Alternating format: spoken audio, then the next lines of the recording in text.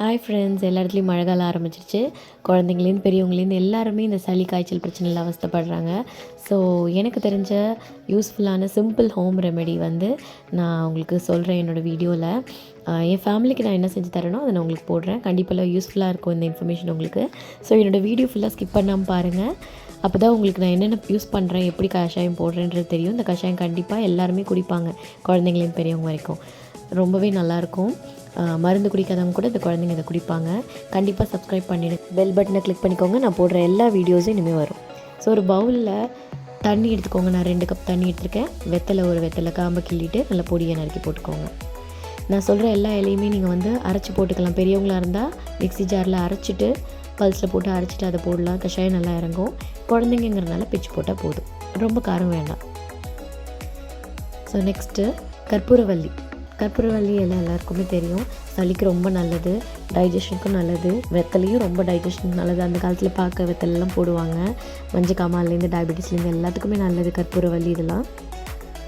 So மூச்சு விடவே கஷ்டப்படுறாங்க இல்லையா, சளி ரொம்ப அடிச்சிட்டு, அதுக்கெல்லாம் ரொம்ப ரிலீஃபாக இருக்கும் கொடுத்திங்கன்னா. ஈவினிங் டைமில் கொடுங்க. நெக்ஸ்ட்டு இஞ்சி வந்து டைஜஷன் பிரச்சனைக்கும் நல்லது.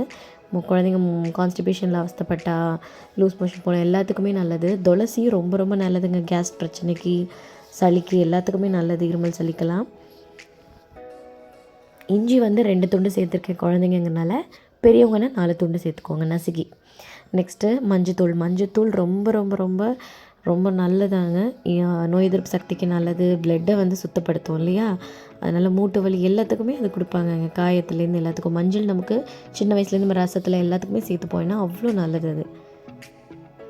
நெக்ஸ்ட்டு வந்து ஜீரகம்னாலே உள்ள நம்மளோட உடம்பை வந்து சீராக வச்சுக்கிறதுன்னு தான் பேர் சொல்லுவாங்க அகம. ஸோ வந்து உள்ளே வந்து நம்ம ஸ்டொமக்கை எல்லாத்தையுமே நல்லா வச்சுக்கும். இதில் அயர்ன் சக்தி நிறைய இருக்குது. கண்டிப்பாக இது எல்லாமே நான் போடுற எல்லாமே கேன்சர் பேஷண்ட் கூட சாப்பிட்லாம், அவ்வளோ நல்லது. இந்த கஷாயம் கேன்சர் பேஷண்ட், இந்த ஸ்டொமக் பிரச்சனை இருக்கவங்க, சளி பிரச்சனை இருக்கவங்க எல்லாருமே சாப்பிட்லாம். ஸோ மிளகு ஜீரகம் எல்லாம் போட்டாச்சு. எல்லாமே 1/4 டீஸ்பூன் ஜீரகம், மிளகு எல்லாம் போட்டுக்கோங்க. நல்லா கொதிக்க விடுங்க. ஒரு 10 நிமிஷம் நல்லா கொதிக்கணும். ஸோ ஆஸ்மா ப்ராப்ளம் இருக்கவங்க, சைனஸ் ப்ராப்ளம் இருக்கவங்க எல்லாருமே குடிக்கலாம் இதை.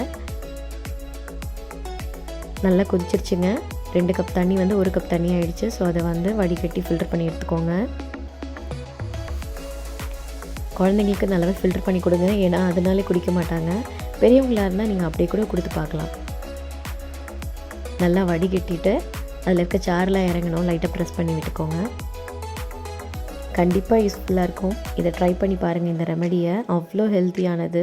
இது வீக்லி ஒன்ஸ் நீங்கள் கொடுக்கலாம். அப்போ சளி பிடிச்சாதான் கிடையாது, அதுக்கு முன்னாடி நீங்கள் இதை கொடுத்துட்டு இருந்தீங்கனாலே உங்களுக்கு இம்யூன் பவர் அதிகமாக இருக்கும், நோய் எதிர்ப்பு சக்தி அதிகமாக இருக்கும். ஸோ கோல்டு கஃப் வராது. தலைக்கு ஊற்றுற அன்னைக்கு மற்ற நாளாக கூட கொடுக்கலாம். ஸோ நான் வந்து டைரெக்டாக நம்ம பெரியவங்க அப்படியே குடிக்கலாம். குழந்தைங்களுக்கு தேன், நல்ல சுத்தமான தேன் இருந்தாலோ, இல்லை நாட்டு சக்கரை, வீட்டில் எல்லார் வீட்லேயும் இப்போல்லாம் யூஸ் பண்ண ஆரம்பிச்சிட்டிங்க. நாட்டு சக்கரை இருந்தால் ஒரு 1/2 டீஸ்பூன் கலந்து கொடுங்க. கண்டிப்பாக கொடுப்பாங்க, டேஸ்ட்டாக இருக்கும். ஸோ கொடுத்து பாருங்கள் ஃப்ரெண்ட்ஸ். மறக்காமல் சப்ஸ்கிரைப் பண்ணிவிடுங்க.